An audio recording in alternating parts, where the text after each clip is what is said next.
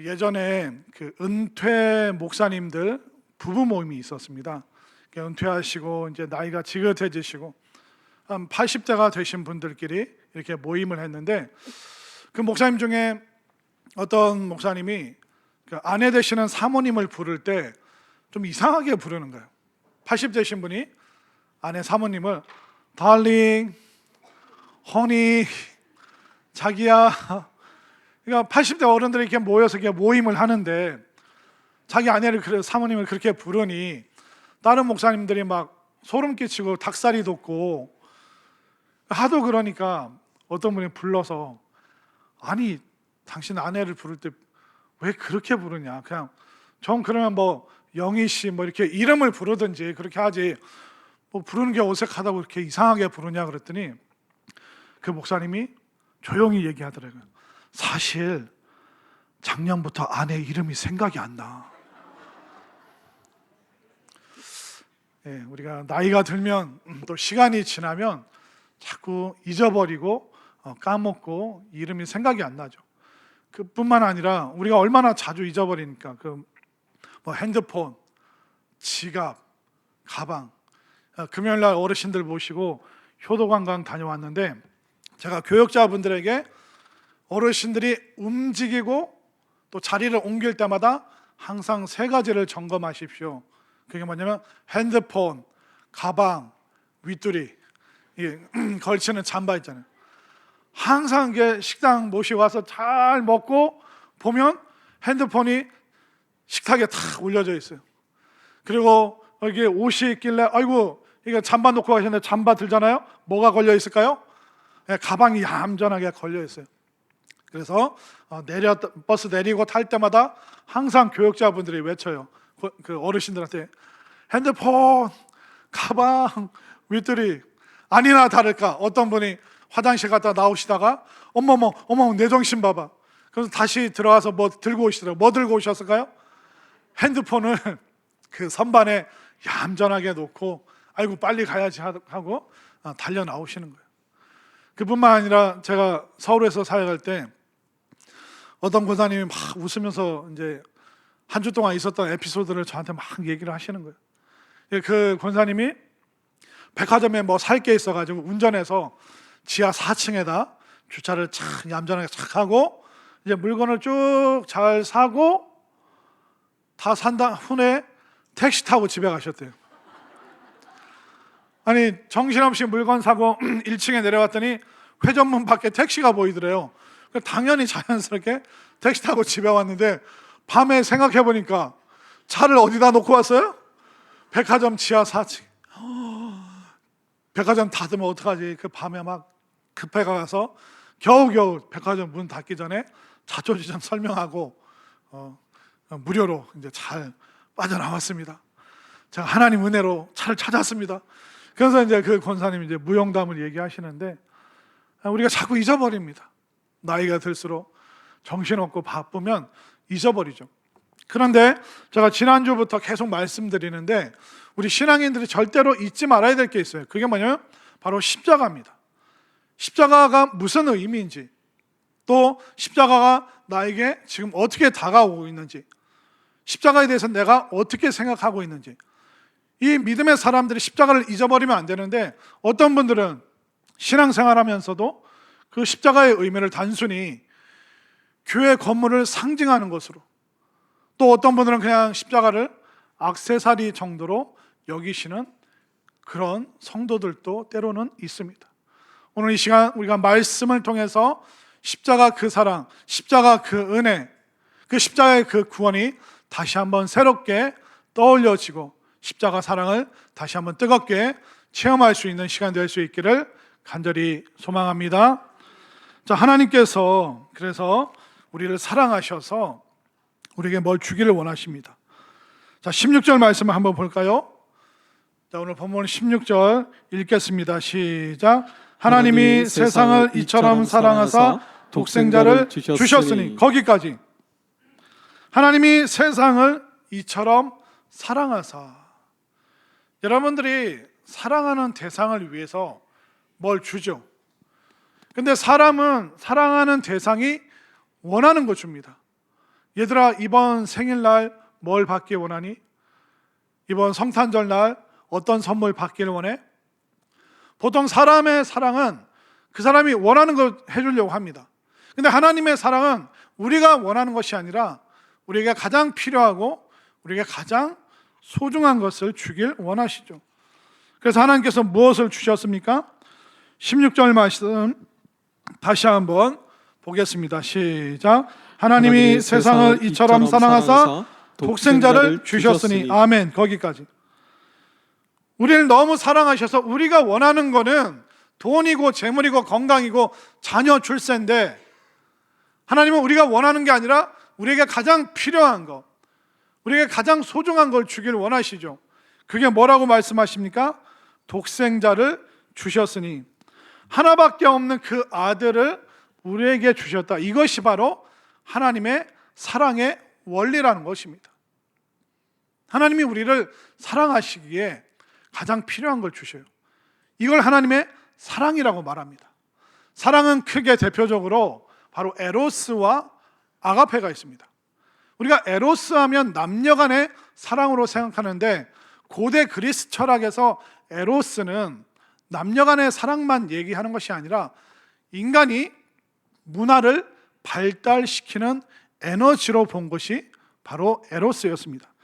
그래서 에로스의 원래 의미가 뭐냐면 무언가를 추구하는 열정, 뭔가를 성취해내는 강력한 신념. 그래서 내가 원하는 것을 얻어내겠다, 내가 높은 자리에 올라가겠다, 출세하겠다, 내가 성공하겠다, 이런 삶의 욕망을 움직이는 에너지가 뭐냐면 바로 에로스로 본 것입니다. 그래서 고대 철학에서 에로스는 인간 문명을 만들어내는 근원의 힘을 바로 에로스라고 생각을 했습니다. 그런데 이 에로스는 아가페와 무슨 차이가 있냐면 바로 사랑하는 대상을 왜 사랑하는가, 그러니까 사랑의 이유가 차이가 나는 것입니다. 에로스는 뭐냐면 이유가 있어서 사랑하는 거예요.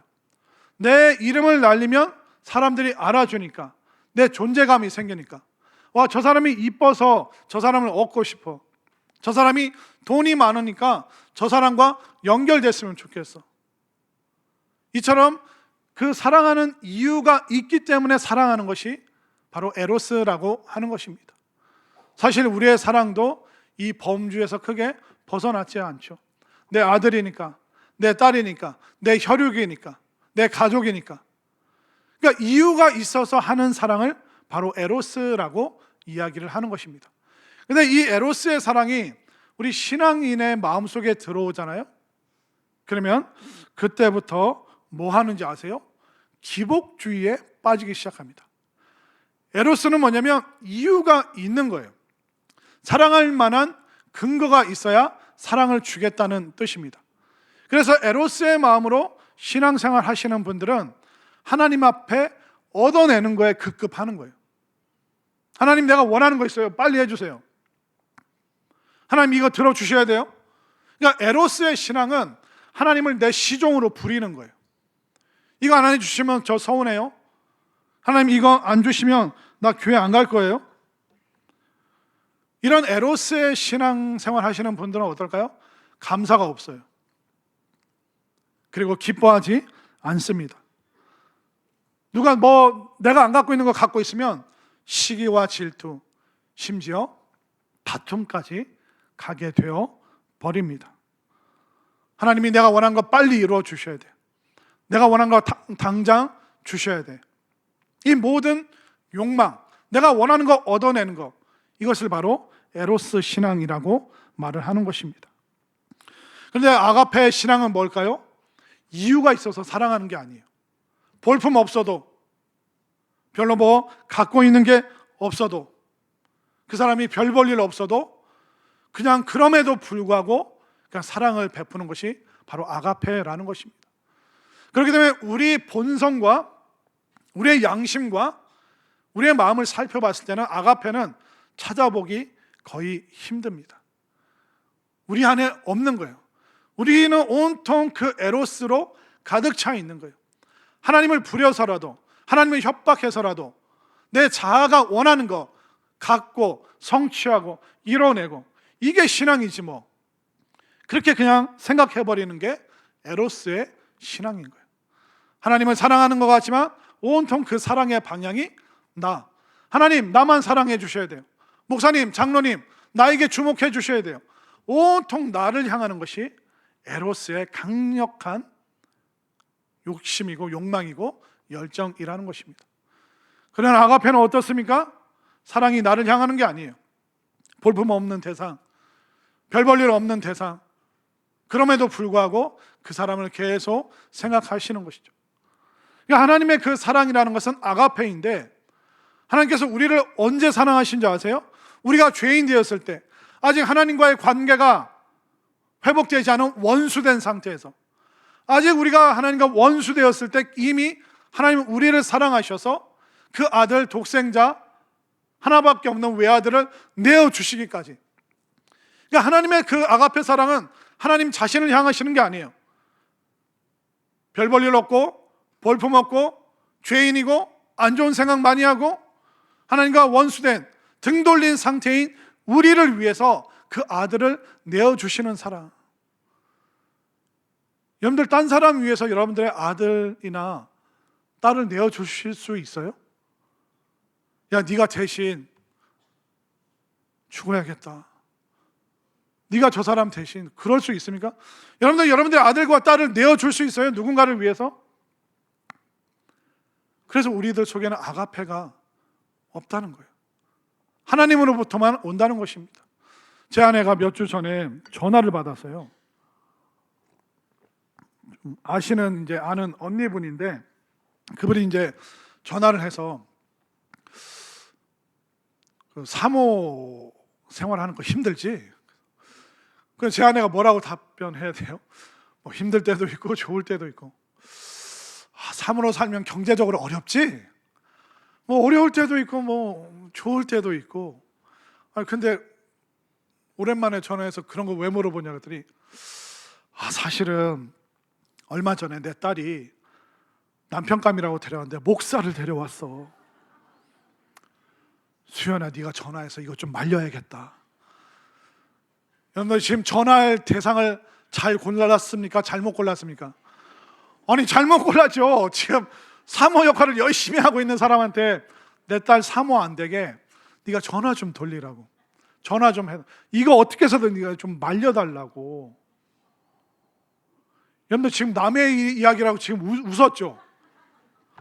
이거 여러분들 상황이라고 한번 생각해보세요. 여러분들 딸을 내어주실 수 있어요? 전도사님에게, 목사님에게? 딸 없는 사람들이 대답하잖아요. 네라고. 아들만 있는 사람이 대답해요. 근데 여러분들의 아들이 직장 생활 잘하고 돈 잘 벌고 있는데 갑자기, 엄마 나 네팔 선교사로 가고 싶어. 와, 몽골로, 남미로, 아프리카로 멀쩡한 아들이 갑자기 선교사 간다 그러면 여러분들 내어주실 수 있겠어요? 이게 아무것도, 지금 자다가 갑자기 아멘 한 사람 있잖아요. 목사님 목소리가 높아지면 아멘 해야 된다고 이렇게 입력돼서 자다가 그냥 아멘 했잖아요. 지금 이게 내어주는 사랑을 아가페 사랑이라고 하는데, 우리 그렇게 못해요. 우리 그렇게 잘 안 돼요. 근데 하나님은 자격도 없는 여전히 죄인인 신분이고 하나님과 원수되어서 하나님과 떨어진 존재를 위해서 그 아들 예수 그리스도를 보내주셨다. 이건 결코 쉬운 게 아니에요. 얼마나 가치 있는 존재를 우리에게 주셨는가. 제가 예전에 이제 사역하던 교회에서 거기가 이제 좀 구걸하시는 분들이 자주 왔어요. 목사님, 전도사님 좀 도와주세요. 힘들어요. 뭐 못 먹었어요. 그러다 보니까 자꾸 이제 목회자분들 주머니에서 이게 돈이 이게 나가니까 오늘날 그 얘기를 듣고 장로님들이 결정을 해서, 그러면 이제 매달 그 동전 500원짜리를 몇백 개를 사무실에 비치를 하겠다. 선교비처럼. 그러니까 목사님들 돈 쓰지 마시고 그분들 오시면 500원짜리 하나씩 좀 드리면 어떻겠냐. 그래서 다 쓰면 다음 달에 오시라고 좀 얘기를 해달라. 그래서 장로님들이 배려해서 이제 500원짜리 쭉 쌓아놨어요. 아니나 다를까 어느 날 이제 구걸하시는 분이 오셨어요. 목사님 좀 도와주세요. 그러니까 자신 있게 딱 500원짜리 딱 꺼내서 놓아드렸죠, 손에. 그분이 손을 접었을까요? 계속 피고 있었을까요? 어떻게 그날 오셨어요? 그냥 손을 피고 있는 거예요. 그래서 더 드리면 안 되는데 하면서 제가 또 500원짜리 꺼내서 또 드렸어요. 그러니까 손에 지금 얼마가 놓여져 있어요? 1,000원. 그러니까 아마 한 15년, 20년 전일 거예요. 1,000원 드렸어요.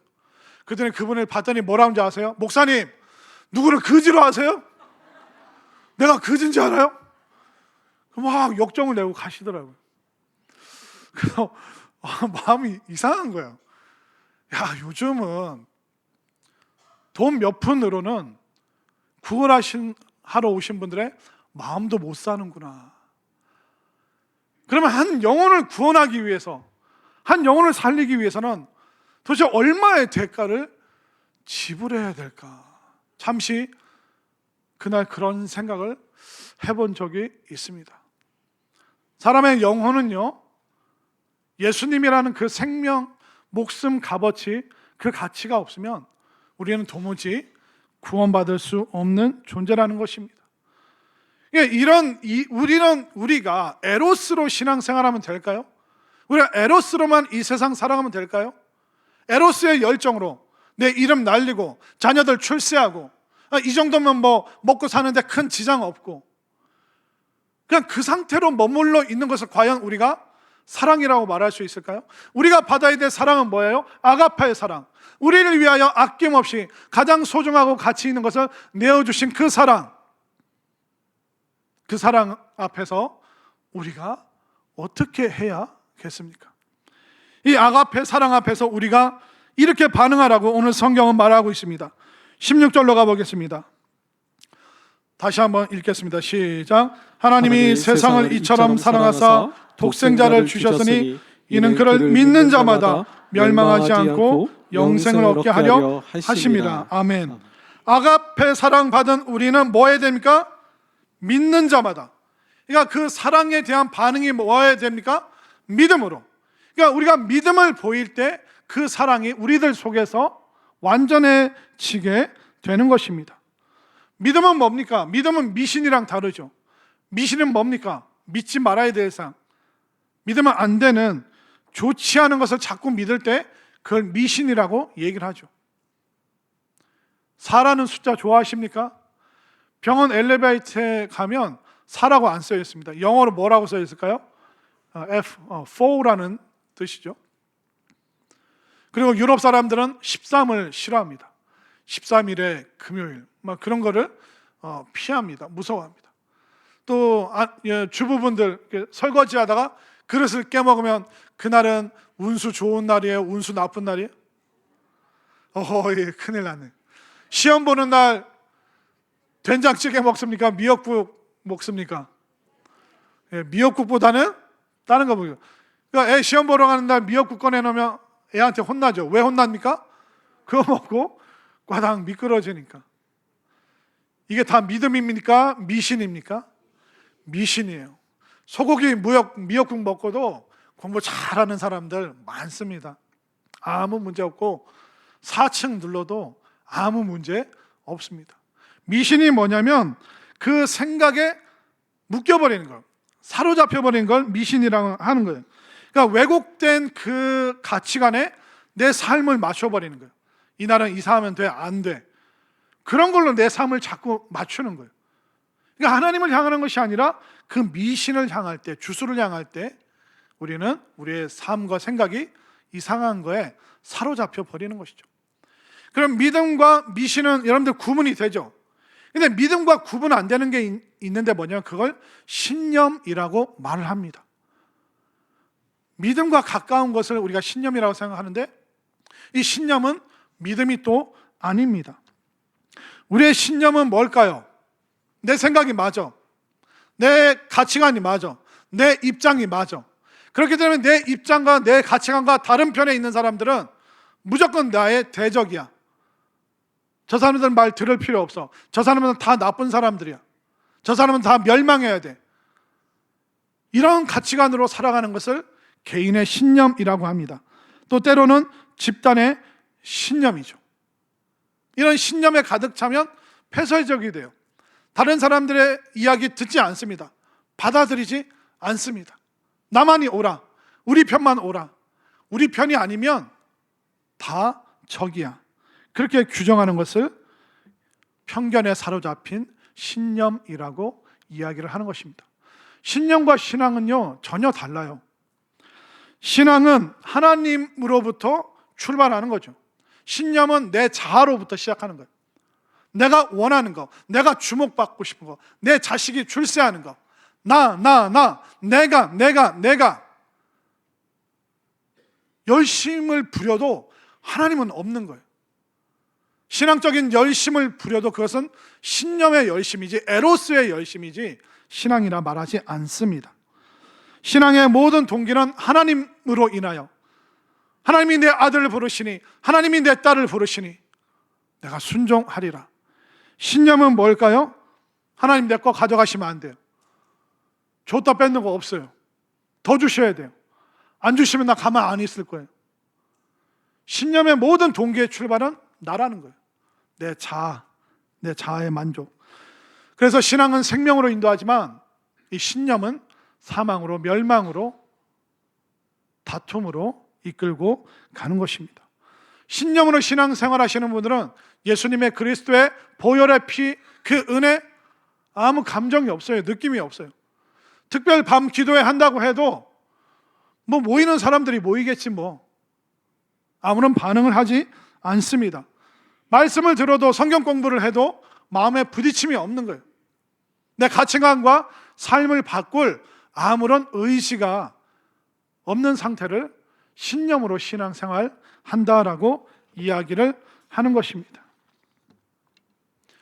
예전에 제가 모셨던 담임 목사님이 젊을 때 목회하셨던 이야기를 해주셨는데, 그때 뭐 7, 80년대 때 뭐가 사회적으로 유행을 했냐면 철탑 산업 훈장, 은탑 산업 훈장, 금탑 산업 훈장 들어보신 적이 있으세요? 옛날 분들이십니다. 그래서 그거를 훈장을 보통 우리는 전쟁 가면 받는 거라고 생각하는데 산업 역군, 산업 일군, 우리나라 경제에 살렸기 때문에 그 훈장을 달아주겠다는 거예요. 그냥 뉴스거리가 되고 신문에 나오고 대서특필이 되고, 와, 그 사업체 또 그걸 운영하는 사람은 대단한 존재가 되었죠. 그런데 그 목사님 교회 안에 어떤 남자 집사님이 꿈이 생긴 거예요. 나도 철탑, 은탑, 금탑, 나도 산업 훈장 한번 타보자. 그러면서 이분이 교회를 안 나오기 시작합니다. 매일 서류 가방을 들고 거래처를 다니다가 또 시간이 지나니까 외국으로 바이어 만나러 간다고, 외국으로. 동네에서 길에서 집사님, 아니 왜 교회 안 나오십니까? 목사님 나중에 갈게요. 내가 좀 보란 듯이 내가 그 산업 훈장 타면 그 하나님께 영광되고 교회 자랑이 됩니다. 목사님 조금만 기다려달라고. 10년 동안 이분이 열심히 해외를 다니고 공장을 뛰어다니고 마침내 금탑까지는 아닌 것 같아요. 철탑 산업 훈장, 뭐 10만 불, 100만 불 수출 달성, 그거 하면 대통령이 직접 수여를 하는 거예요. 그분이 진짜 그날 철탑 산업 훈장을 진짜 받았어요. 그리고 막 축하 파티가 끝났습니다. 그리고 끝날 그 밤에, 안도한 그 밤에 그분이 심장마비로 돌아가셨어요. 인생이 뭘까요? 인생의 목표와 성취와 업적이 우리를 어디로 이끌고 가는 것일까요? 내가 이거 하면 하나님께 영광이다. 내가 이거 받으면 교회 자랑이 된다. 그러니까 내가 예배 안 가고 이거 해야지. 뭔가 지금 모순되어 있지 않습니까? 뭔가 이상하지 않습니까? 근데 에로스로, 신념으로 신앙생활 하시는 분들은 이런 올무에 빠질 수 있다는 것입니다. 10년 동안 교회를 안 나왔어요. 최선을 다했어요. 모든 에너지 다 썼어요. 잠을 안 자요. 먹지를 않아요. 쉬지를 않아요. 몸이 더 이상 움직일 수 없는 지경까지 가서 훈장 받고, 그날 밤에 너무 좋아서 심장마비로 돌아가셨어요.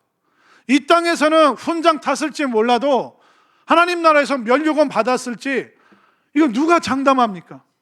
믿음 다 사라졌는데, 믿음 다 떨어졌는데, 믿음으로 반응하지 않는데 그 사람이 믿음으로 구원받았다라고 우리가 말할 수 있겠습니까? 오늘 그 하나님의 그 아가페 사랑 앞에 뭐로 반응하라고요? 믿음으로 반응하라라고 말하고 있습니다. 믿음으로 반응하는 게 뭘까요? 삶의 가치가 바뀌는 거죠. 누구를 위해서 출세할 것인가? 그 인생의 목적이 바뀌는 거. 그게 바로 믿음으로 살아가는 것이고 믿음으로 반응하는 것이죠. 그런데도 여전히 내 신념을 더 강화시키고 내 자아를 더 강화시키고 내 출세, 내 자식들 잘 되는 거, 그것만 인생의 온전한 목표로 삼았다면 우리는 신앙이 아니요 신념도 아니고 미신에 빠진 상태로 스스로 하나님 잘 믿고 스스로 열심히 하고 있다라는 그 오해 가운데 우리가 살아갈 수도 있다는 것입니다. 신앙생활 복잡하지 않습니다. 믿음으로 반응하는 것입니다. 기도회가 있으면 함께 기도하고, 우리가 말씀의 자리가 있다면 말씀의 자리를, 그 내 자리를 또 지키고, 전도하자 하면 힘들지만 부끄럽지만 그래도 전도의 자리에 나와보고, 그게 바로 믿음으로 반응하는 구원받은 사람의 삶인 줄 믿으시길 바랍니다. 그렇기 때문에 우리가 믿음 생활, 구원받는 거 어렵지 않습니다. 한번 볼까요? 자, 오늘 14절 15절 말씀, 14절을 제가, 15절을 여러분들이, 모세가 광야에서 뱀을 든 것 같이 인자도 들려야 하리니 이는 그를 믿는 자마다 영생을 얻게 하려 하심이니라. 이 요한복음 3장이 뭐냐면 니고데모가 예수님이 찾아왔습니다. 어떻게 하면 구원받습니까? 이런저런 이야기를 쭉 하시다가 이 말씀을 하시는 거예요. 모세가 구리뱀 든 사건 기억하느냐? 그들이 광야 생활하다가 하나님께서 만나와 메추라기 주심에도 불구하고 지겹다, 애굽으로 돌아갔으면 좋겠다, 하나님께 원망과 불편하니까 하나님께서 불뱀을 보내셔서 이스라엘 백성들이 뱀에 물려서 독에 퍼져가면서 죽어가고 있을 때 모세가 하나님 살려주십시오, 기회를 주십시오. 그래서 하나님께서 그러면 높은 장대 거기다 구리 모양의 뱀을 감아라, 그리고 그 장대를 높이 들어라, 그걸 보는 자마다 살아나리라. 저는 그 말씀을 볼 때 이해가 안 됐어요. 하나님, 그것뿐이에요? 그냥 몸을 뒤집어서 보면 된다고요? 살아나는 게 그렇게 쉬운 거예요? 아니, 아프지만 꾹 참고 십리길 가서 약초를 캐 먹어라. 그 약초를 캐와서 다려서 보약 만들어서 먹어라. 아니, 뭔가 인간이 애를 쓰고 노력을 해야지 그 죄가 좀 감해지고 구원받는 거 아니에요? 근데 몸을 뒤집어서 구리뱀 보라고요? 그 장대에 있는 구리뱀 보라고요? 그러면 다예요? 그것뿐이에요? 그런데 신약 성경에 왔더니 어떻게 돼요? 예수님의 그 십자가를 바라보라, 십자가에 달리신 그 예수님을 믿으라. 이게 바로 구원이라는 거예요. 하나님, 그게 다예요? 제가 깨닫는 게 뭔지 아세요? 구원받는 입장에서 구원이 어려우면 안 되는 거예요. 근데 구원하시는 입장에서는 이 구원이 보통 힘든 게 아닌 거예요. 물에 빠졌을 때 저항하면 안 돼요. 물에 빠졌을 때 건져주는 분한테 다 맡겨야 되는 거예요. 여러분들, 애 낳을 때 어떻습니까? 애가 힘들어요? 엄마가 힘들어요? 애는 아무것도 몰라요. 그러니까 생명을 얻는 입장에서 어려우면 안 되는 거예요. 생명을 부여하는 입장에서 죽을 고생을 하는 거죠. 하나님, 이게 전부예요? 그냥 장대에 있는 구리뱀 보면 된다고요? 십자가 예수님 그냥 믿는다라고 고백하면 된다고? 이게 전부예요? 그래, 그게 전부야. 그 십자가를 믿는 거, 그게 전부야. 한번 따라하겠습니다. 예수님께서 나의 구세주이십니다. 예수님을 믿습니다. 의지합니다. 아멘인가요? 이게 구원이라는 거예요. 마음으로 믿어 입으로 고백하는, 이게 구원이래요. 이게 전부래요. 그거면 된대요. 근데 하나님은 어떤 대가를 지불하셨어요? 하나밖에 없는 그 아들을 내어주셨잖아요. 죽음으로, 저주로, 하나님의 진노의 자리로 내어주셨잖아요. 하나님 얼마나 힘드시겠어요. 여러분들 아들, 딸을 사모로, 선교사로 너무 힘들잖아요. 근데 하나님은 그거보다 더 고통스러운 값을 지불하시고 우리를 구원하시는 거예요. 구원하시는 하나님 입장에서는 너무 고통스럽지만 구원받는 우리는 쉬워야 되는 거예요. 그래서 우리가 구원받을 수 있는 줄 믿으시기를 바랍니다. 이제 우리가 성찬을 맞이할 것입니다. 이 성찬 예식에 참여할 텐데 예수님의 살과 피를 상징하는 것입니다. 우리는 매일 먹어야 사는 존재죠.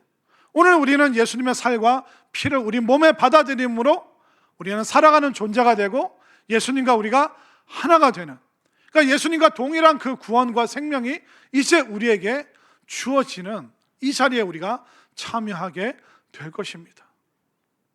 하나님은 그 아들의 몸이 다 찢기기까지, 그 피를 다 흘리시기까지 우리를 위하여 모든 것을 내어 주셨습니다.